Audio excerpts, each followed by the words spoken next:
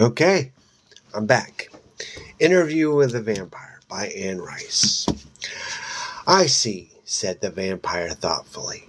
Slowly he walked across the room towards the window. For a long time he stood there against the dim light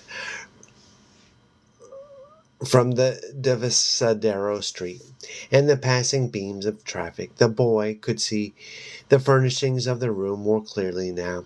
The round oak table, the chairs, a wash basin hung on one wall with a mirror.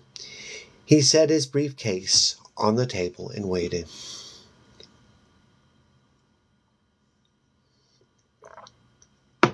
But how much tape do you have with you? Asked the vampire, turning him so the boy could see his profile. Enough for this story of a life? Sure, if it's a good life. Sometimes I interview as many as 3 or 4 people a night. I'm lucky, but it has been a good story. That is only fair, isn't it? Admirably fair, the vampire answered.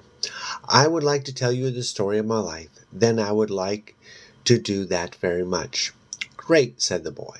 And quickly he removed the small tape recorder from his briefcase, making a check of the cassette and the batteries. I'm really anxious to hear why you believe this.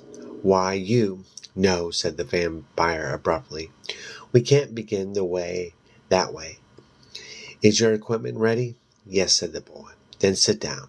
I'm going to turn on the overhead light. But I thought vampires didn't like light, said the boy. If you think the dark adds to the atmosphere. But then he stopped. The vampire was watching him with his back to the window. The boy could make out nothing on his face now. Something about the still figure there distracted him. He started to say something again, but he said nothing, and then he sighed with relief when the vampire moved towards the table and reached for the overhead cord. At once the room was flooded with a harsh yellow light, and the boy, staring at the vampire, could not repress a gasp. His fingers danced backwards on the table to grasp the edge. Dear God, he whispered, and then he gazed speechless at the vampire. The vampire was utterly white and smooth, as if he were sculpted from bleached bone, and his face was as seemingly inanimate as a statue, except for 2 brilliant green eyes that looked down at the boy intently like flames in a skull. But then the vampire smiled almost wistfully, and the smooth white substance of his face moved with the infinite, flexible but minimal lines of a cartoon. Do you see? He asked softly. The boy shuddered, shifting his hand as if to shield himself from a powerful light.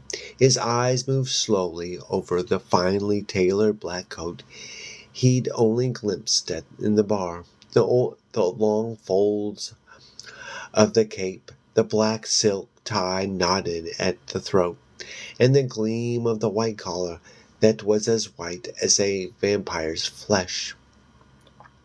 He stared at the vampire, full black hair, the waves that were combed back over the tips of the ears, the curls that barely touched the edge of the white collar. Now, do you still want to interview? The vampire asked. The boy's mouth was open before a sound came out. He was nodding. Then he said yes. The vampire sat down slowly opposite him and, leaning forward, said gently, confidently, Don't be afraid.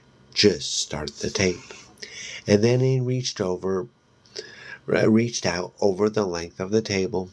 The boy recoiled, sweat running down the sides of his face. The vampire clamped a hand on the boy's shoulder and said, Believe me, I won't hurt you. I want this opportunity. It's more important to me than you can realize now. I want to begin. And he withdrew his hand and sat collected, waiting. I took a moment for the boy to wipe his forehead and his lips with a handkerchief, to stammer that the microphone was in the machine, to press the button, to say that the machine was on. "You weren't always a vampire, were you?" he began. "No," answered the vampire. "I was a 25-year-old man when I became a vampire, and the year was 1791. The boy was startled by the preciseness of the date, and he repeated it before he asked, "How did it come about?" "There is a simple answer to that, and I don't believe I want to give simple answers," said the vampire. "I think I want to tell the real story." Okay. And that, my friends, is where we are going to stop. And tomorrow we will continue on our long adventure. I believe it's a 6-book adventure of the Vampire Chronicles by Anne Rice.